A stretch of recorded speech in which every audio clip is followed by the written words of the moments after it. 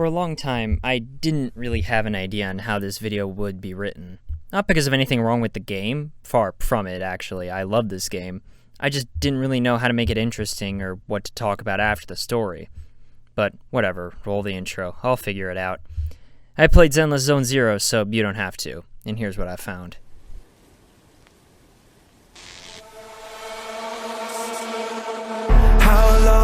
Can we stay awake? Watch it all fall, yeah, we watch it all break. How long till we all fade away? How deep are we gonna sink? Before we know it, we'll be losing our dreams. How deep before we all fade away?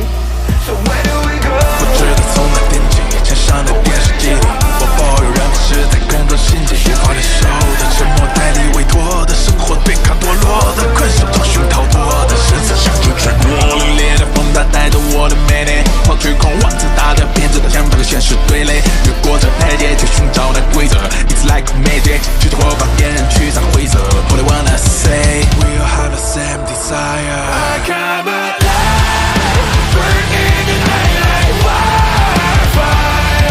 Find me in the grave and I'm following the stars. Forever gotta get up out of here in my life, fighting for the ones that are lost in the heart. Oh, I know it's hard to see the end. It's hard to see the end. We're bad, we'll make it out, my friend.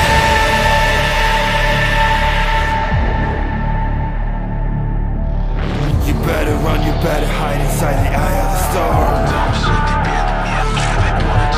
You better run, you better hide inside the eye of the storm. You better run, you better hide inside the eye of the storm.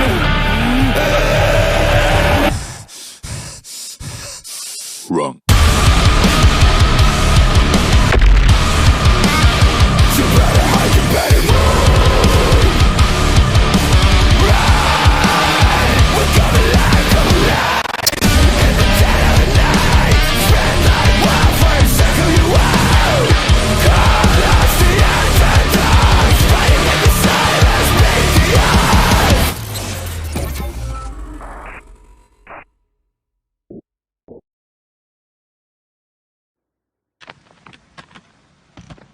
Starting at the beginning, we open to something on the news talking about Hollow disasters or something before immediately cutting to the chase scene with our starring cast, Nicole, Billy, and Anby.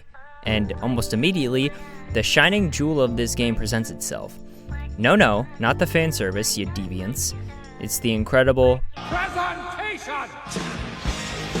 The animation and presentation in this game is just phenomenal. All the characters, including important NPCs, are super well designed. Most of the important cutscenes are either displayed in this sort of visual novel format where we really get to see each character's expressions and movements, or this comic book style where the characters get more expressive with actual body movements or exaggerated expressions. On top of that, there's the actual cutscenes, and oh my Jeebus Madness combat, these cutscenes are incredible. Characters are animated in a super bouncy style that neither of the other games could really capture. Because of that, the characters in Zenless are more expressive and animated than any of the other Hoyo games, even if they're more animated in ways that make me want to tear all my skin off. However, one positive thing to come from this very unneeded fan service is that Zenless, with its higher rating, can get away with a lot more. For example, the heaviest thing I've really talked about in these other videos was Fei Xiao's backstory, and even then, a lot of it isn't told directly, and you would have to go out of your way to find it and extrapolate the horrifying beginning of our dear general. With Zenless, every other story quest has some pretty heavy or morally gray themes. The dark side of criminal investigation, suicide, human experiments, traumatic pasts of characters. Zenless is one of the only Hoyo games to show actual blood, and it ain't some baby shit either. It's literally, this guy is bleeding out on the ground from a gunshot wound.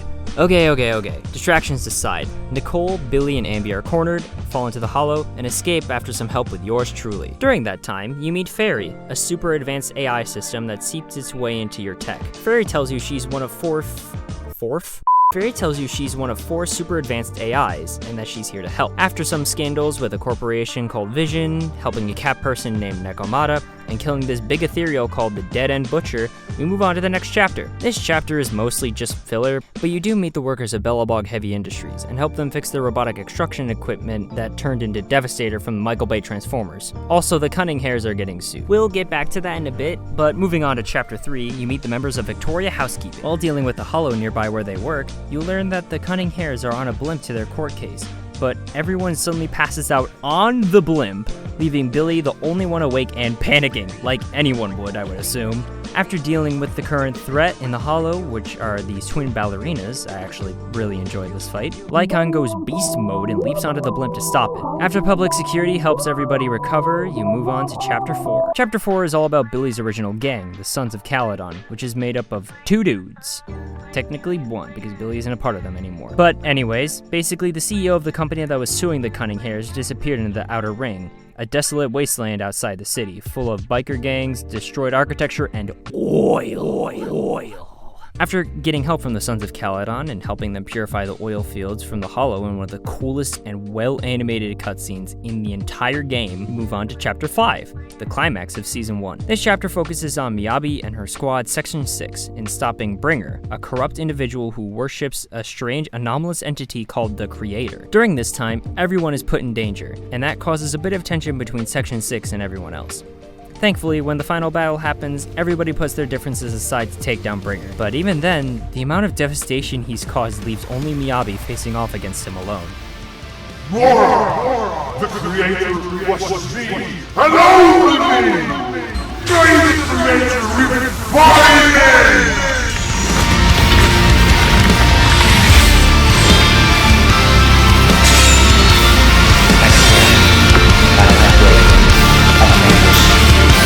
Myself, my mother, protect me.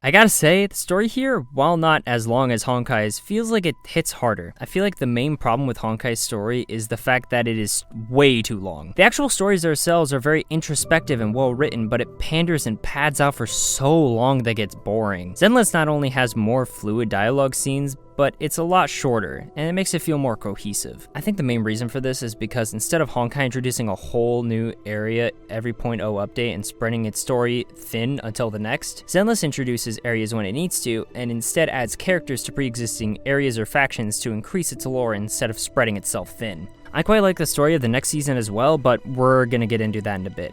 Let's talk about the gameplay. And this game is much more complicated than Genshin or Honkai. Genshin had about 4-ish attack types: normal, charge, skill, and ultimates. Honkai has 3-ish: normal, skills, and ultimates. Zenless has, oh god, normal attacks, dash attacks, dodge counters, special attacks, EX special attacks, chain attacks, perfect parries, and ultimates, and that's 1, 2, 3, 4, 5. Oh geez, 9 different attacks. Each type of attack is different for each character, and not only that, each character is a different specialist. Attack agents are your standard crit glutton characters. Stun characters focus on a new gimmick called stun, which makes sense, but I'll talk about that in a second. Anomaly is another damage type class, but they focus more on the different gimmick called anomaly attributes. Again, I'll talk about that in a minute. Support is exactly what it sounds like, defense is also exactly what it sounds like, and rupture.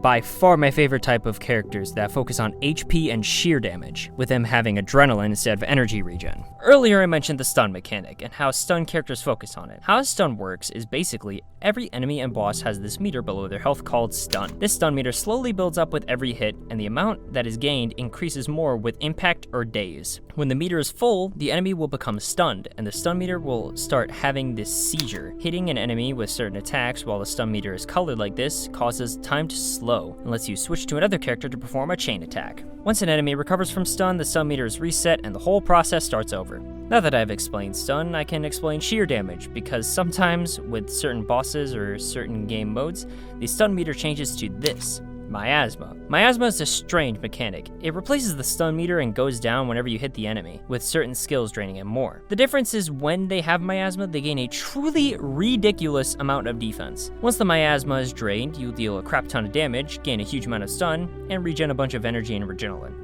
Adrenaline?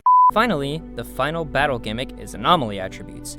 When hitting an enemy, you'll build up this special meter, depending on the character's element. When the meter is full, you'll deal a big chunk of damage with whatever element. Depending on what element triggered the anomaly, the enemy will suffer a debuff ranging from higher crit damage to higher daze to continuous damage. When inflicting another anomaly before the previous debuff runs out, it will trigger another special mechanic called Disorder, dealing another huge chunk of damage, which to my research doesn't do a specific damage type, instead doing some sort of elemental-less damage. Before I forget to mention it, there's one last gimmick. Sheer damage.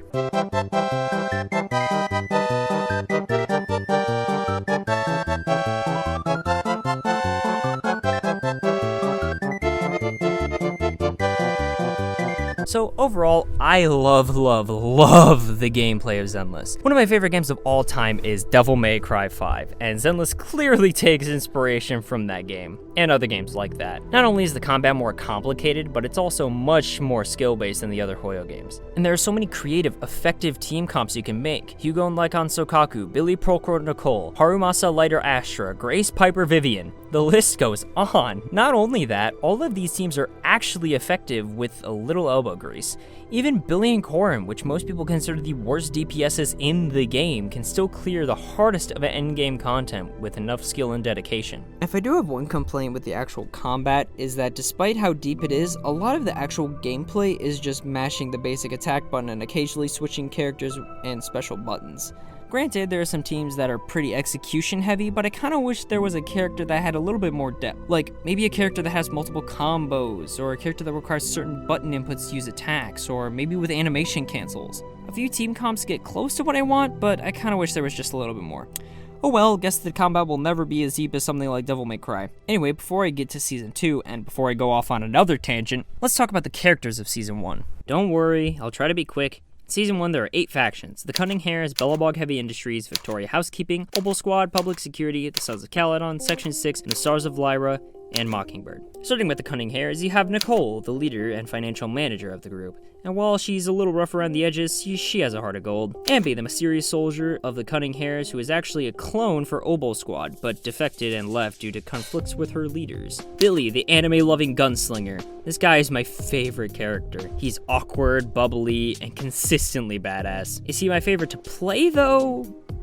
I mean, he was for a while. His very consistent dodging and simple attacks helped me focus less on my own attacks and more on the enemies. This helped me get way better at the game, way faster, and it was pretty fun dynamic between player and enemy. However, multiple characters have come out afterwards that I've enjoyed their gameplay way more. And finally, Nekomata, who I don't really like, but this game decided to give me f***ing 5 of them, so clearly it wants me to. Originating from the Red Fang gang, the leader was basically her father and mentor. However, due to conflicting beliefs, she left and went it alone, eventually finding the Cunning Hares and joining them. The Cunning Hares don't really have anything that unifies their designs, which kinda sucks, but individually, I really like them. And honestly, it kinda makes sense that they aren't super unified in their designs, considering they're all just hired goons. For Bellabog, we have Anton, who's the straightforward worker, unfortunately not too interesting. Next is good old Ben, who despite his burly and grizzled appearance, is actually a kind and sensitive dude, as well as the financial and asset manager.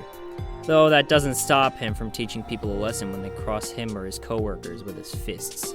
There's Grace, who is the main mechanic of Bellabog, and has her own loose screws when it comes to her obsession with machines, But looking past that, she's a deeply caring person, and worries that maybe she doesn't care enough for others. Finally, Kaleda is the leader of Belobog after inheriting it from her father after he left, and manages all the machines and employees while coming in at a colossal, mighty, absolutely huge 411.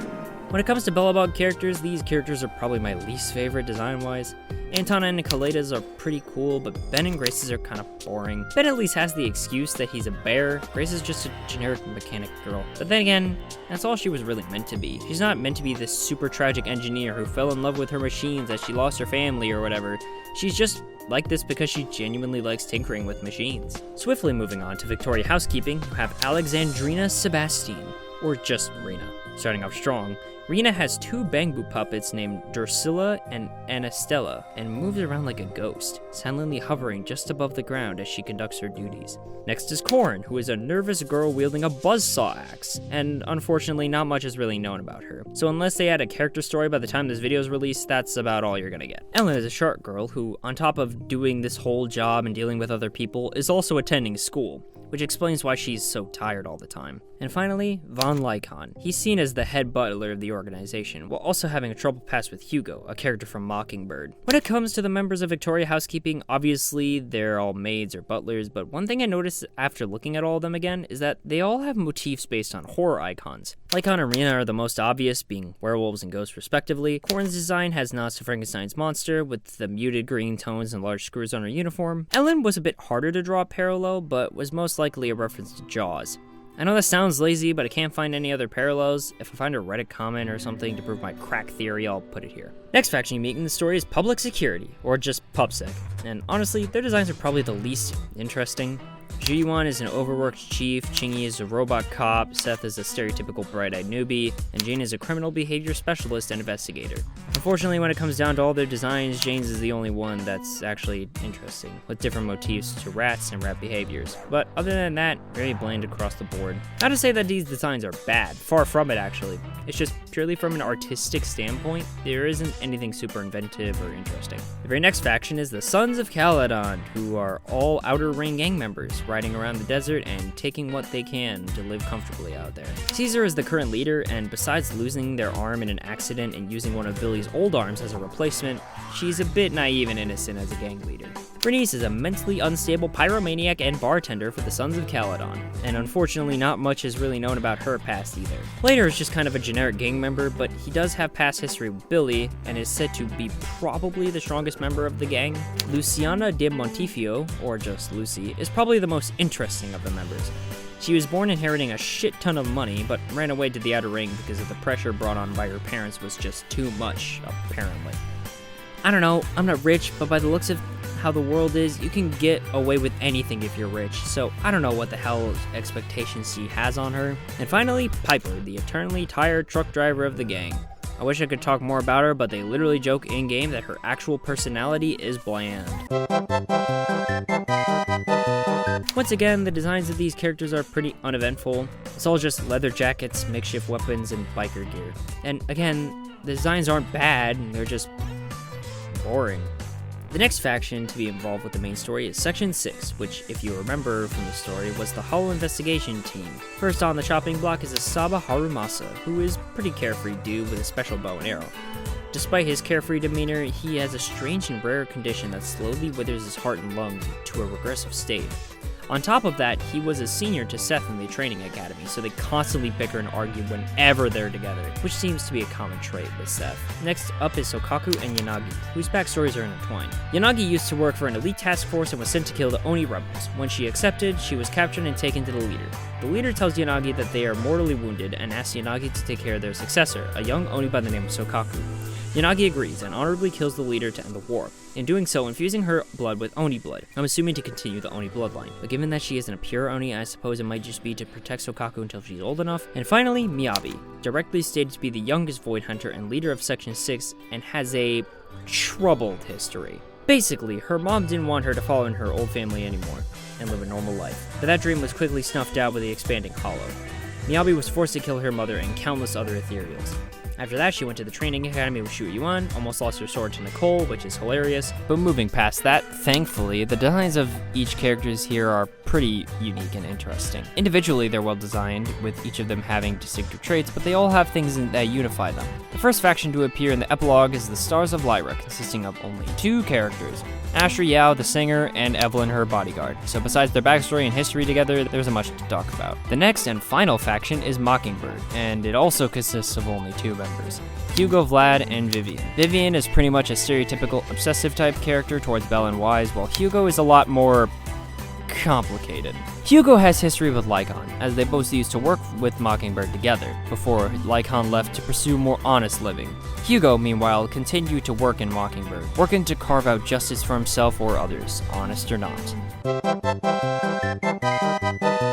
Now that we're past the characters, before we move on to the next chapter, let's talk really quickly about the soundtrack. The soundtrack is probably the best of all the Hoyo games. The in-game music is obviously really good, but I also want to mention the music that isn't in the game itself. One unique thing about Zenless compared to most of the other Hoyoverse games is that most of the limited S-rank characters have their own theme associated with them, all composed by an in-game artist named Sanzi. Ellen has Bite, which is a pretty decent song.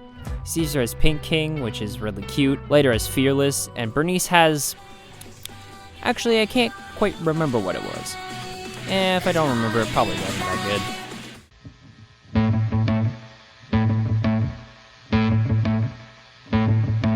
I say the lines, the syllables, got it memorized so I can make you stop.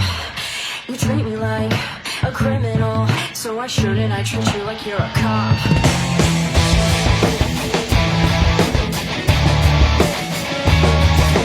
Welcome to Waifei Peninsula, another Chinese-inspired area. This is beginning to become a recurring theme among these games, and similarly to the last story, the chapters act more like an episodic structure until the final battle. First, you meet at the Shibuyan Temple and meet the cast of Yunkai Summit, Yishuan, the senior, Jufufu, and Pan Yinhu. With them, you learn about miasma, basically a super potent concentration of the Hollow. After meeting a cult in the Hollow and fighting their leader, the miasma priest, that's kind of it for Chapter 1. Next chapters focus on a new group called Spook Shack, where you meet Alice, Yuzuha, and Monoto, as well as a woman named Isolde, who is an officer for an elite defense force. With the Spook Shack, you go to investigate some kind of weird experiments the cult is doing and find out that the miasma priest is creating a twisted, soulless, ethereal variant of Yishuan's image. Thankfully, with Yishuan's help, it's killed rather quickly. With almost no breaks in between, Chapter 3 starts, and Obel Squad is finally given some time in the spotlight. They were originally introduced in Season 1, but only Soldier 11 was there. Tensions are rising in Yunkai Summit, with the military wanting to lock down the area after the recent events of the story. Yishuan's standalone business refuses to let them do so. When you raid the cultist base one more time with Obel Squad, it's revealed that Isolde is actually the miasma priest, and was doing all this because of some trauma or something. I don't know. After 2 battles back to back, one where she fights you as this ethereal monster, and a one-on-one fight between Orphe and Isolde, she's finally defeated, in a scene that's actually pretty cool. And the military around the area finally clears out. Then, we get another Spook Shack chapter, where we meet Lucia and Yidhari. And I'll be honest, this part of the story isn't interesting, and it's probably the worst part about Season 2. It's kind of a parody of most horror stuff, with you needing to constantly run away from this hulking ethereal beast. Along with that, you meet what appears to be a strange reflection of Monoto, with stone gray skin, a white jacket, and dark eyes. You learn as well that this guy is basically made up of Monoto's old rage and hatred, as well as his need for isolation. In order for you to figure out what's really going on with Lucia and Yidhari, you have to go right through him. You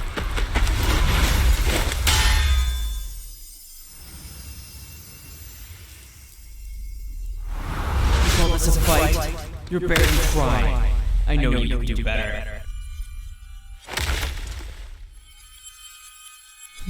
Shame. Looks like you're nothing more than dead weight.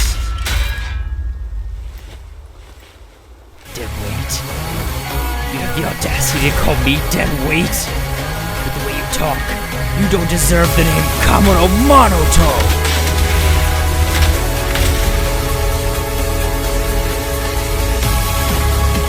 Get up. When this is over, I'll make you some.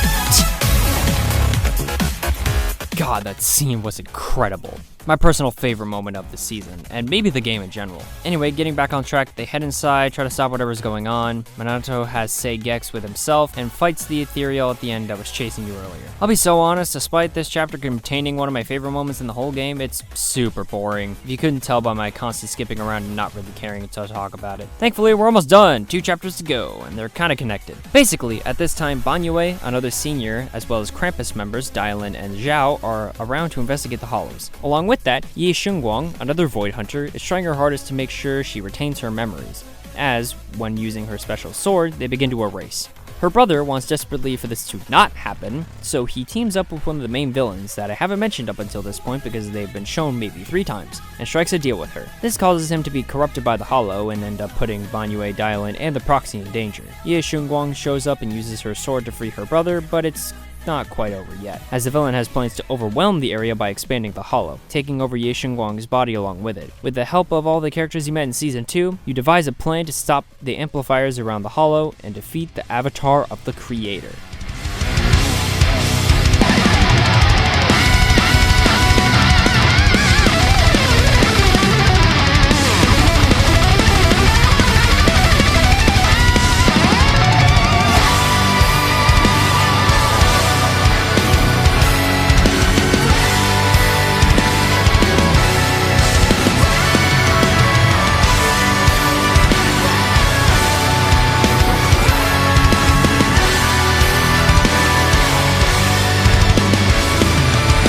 Standing here, the way ahead's becoming clear. All across these new frontiers. In my hands, I hold the ones I love. Walk forward through the contact. Always to new horizons. Okay, with that, the story of Season 2 is complete. I didn't really go super in-depth into the story, but a lot of it's because it's kind of more character backstory driven, and kind of makes the overall story more sporadic, and that makes it hard to get invested. Trust me, I really tried. This season has so many funny dialogue lines and cool moments with interesting characters, but nothing to really tie it all together. The only reason this worked in Season 1 was because the game kept introducing new stuff that's always going to be relevant. Faction relations, terms like Void Hunters or Hollows, stuff like that. Not only that, the season was made to introduce us to this world in general, and its characters. By Season 2 and the side episodes, you know this world, you know the characters, you know how this world works, but Season 2 still insists that there's too much stuff we don't know, so it tries to introduce additions to things that already exist when it could have very easily just been a minor plot point or a side story. Chapter 4 is probably the worst offender of this. The duplicate storyline lasts for literally 1 chapter, it's very quickly dropped afterwards, and it's only about 1 hour of story if you skip all the dialogue. And if you don't, it's like 4 hours of dialogue. I'm being hyperbolic, but it's still an issue. Okay, we're almost done. Let's talk about the characters. Thankfully, there aren't nearly as many factions and characters as there were in the first season. First, let's start with the characters of Yunque Summit. First is Pan Yinhu, who is a panda chef, and unfortunately isn't super interesting. Jufufu, who is the last surviving member of a Tiger Thyran clan. Other than that, though, she's also not too interesting. Next is Ishuan, the Grandmaster of Yunque Summit, and is considered to be Void Hunter level, but not an actual Void Hunter. Which begs the question, what is the criteria of being an actual Void Hunter? The wiki states that it's awarded by the mayor of Eridu upon performing at great power to protect from the Hollow, or making huge breakthroughs in tech to do the same. Yabi is obviously a Void Hunter because she's really strong and capable. Ishuan is shown to be on the same level, but is more experienced since she's older, more active with residents, and is also actively protecting people from calamities countless times. Originally, I thought this was because she wasn't technically an Eridu, so the mayor can't award her, but then I realized Ye Xingguang isn't a Void Hunter, but is said to be more inexperienced and more inconsistent with her abilities because of the sword. So what makes her a Void Hunter and Ishuan not? Oh, speaking of Ye Xingguang, she is the second Void Hunter added to the game, and pretty much all her power comes from her sword, which, yes, is incredibly strong, but dulls the wielder's senses and memories when used. When it comes most of the members of Yunkuei Summit, all of them are pretty unified in their designs with the exception of Ye Xingguang, which is a shame because unification would have been the one thing she had, because I'll be so honest, I really don't like her design that much. She's supposed to be an accomplished swordsman, and yet her long flowing attire would just get in her way. I understand that she's basically using magic and she doesn't need to worry about that, but she's accomplished without it. But nothing about her design screams, I'm one of the most powerful and accomplished martial artists in the world. Not even her alternate form does. Hell, Banyue does a better job at conveying power, but we'll get to him in just a minute. Next is Obel Squad, who, as previously stated, we kind of saw in Season 1, but not really. Soldier 11 was the only one there. She's a clone soldier who is one of the most accomplished in her field. Trigger is a sniper who had her eyes badly injured in an accident, and is now wears a visor so nobody can see her disturbing eyes. Despite this, she's gotten so good at sniping, and she's so used to moving around while blind, she doesn't even need her eyes. She's basically Daredevil if he was a sniper, and also a lady. Seed is a strange case. She's a girl who spent most of her life isolated from the world, keeping to herself, and unfortunately not much is known about her. And finally, Orphe and Magus, who are, checking my notes here, a clone of an elite soldier named Orpheus who died slowly to his injuries after the fall of the old capital. When they died, their body was cloned in 2 separate processes. Their elite battle knowledge was turned into the sentient gun that is Magus, and was attached to another clone named Orphe.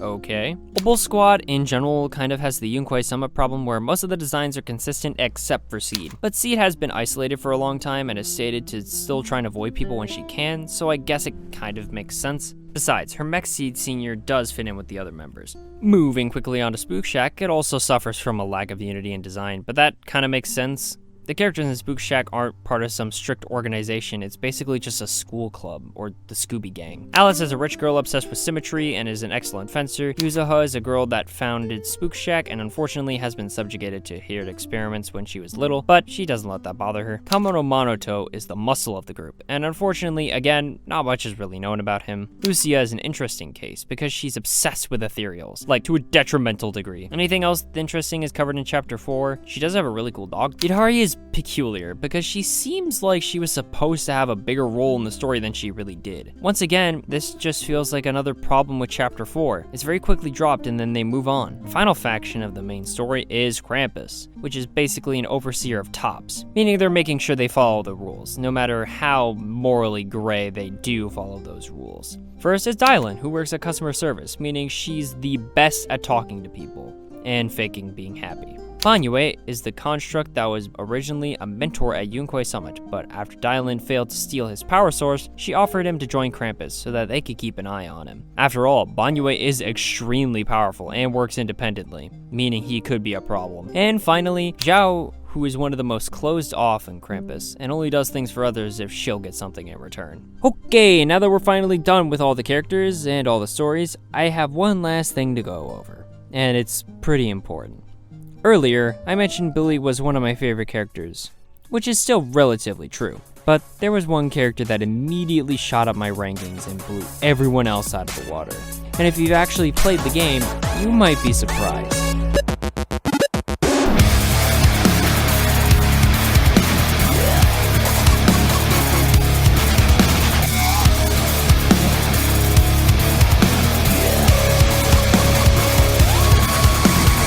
That's right, Banyue, That's right, Banyue, the robotic miasma killer. I know I went over my favorite characters briefly in the other games, but this is my favorite character of the favorite of the 3 games. So I'm going to talk about why you all are so wrong about this guy. Initially, when the game came out, I thought it was really good, but I had a pretty prevalent complaint that the combat wasn't intricate enough. I already mentioned this, but it felt really basic, and besides the little high-level tech, the actual feel of combat just felt like button mashing. There have been a few characters that have come close, but nothing I was really looking for. Then, Banyue came out and said, yeah, by the way, I have all this shit to keep track of on top of animation cancels and a taunt. Dude, playing this character to high level feels like you're actually hacking directly into the Zenless servers and flipping them the bird. Or the lion, I guess. I want to thank you all so much for watching, but before I sign off, I want to mention something. For my Genshin and Honkai video, I was very, very critical and negative with those games when I gave my actual thoughts.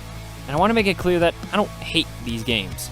Well, kinda. I should say I don't want to hate these games. All of these games have a ton of redeeming qualities. Excellent characters, fun gameplay, great stories, vibrant visuals. But they've all been thrust into this position where the creators don't seem to care anymore. I really want to recommend these games, but all of them have issues that make them unapproachable. Genshin has the worst actual gacha system of the games, and it's incredibly hard to keep up with the very limited number of wishes they give you through events and such. Sure, you get a lot of rewards for exploring and completing quests, but the game itself almost seems to discourage you from doing that, and this game keeps trying to stop you from having fun. 4 out of 10. Honkai is the most experimental of the Hoyo games, given it's a turn-based game, which comes with some fun ideas, but a majority of the combat is annoying tedium. Each patch seems to add progressively longer and more boring stories, and the power creep is the worst of all their games. Not only that, but each boss just keeps getting worse and worse and worse, and all the enemies keep getting more and more annoying. Of all the games, I recommend this one the least. 2 out of 10. And finally, Zenless is probably the best of, but I still don't think it's worth most people's time. Sure, the animation is incredible, the combat is fun, the dialogue is interesting. That doesn't really matter when most people skip the story because it's paced awfully. You have a coin flip chance of a new character being completely broken or utter garbage.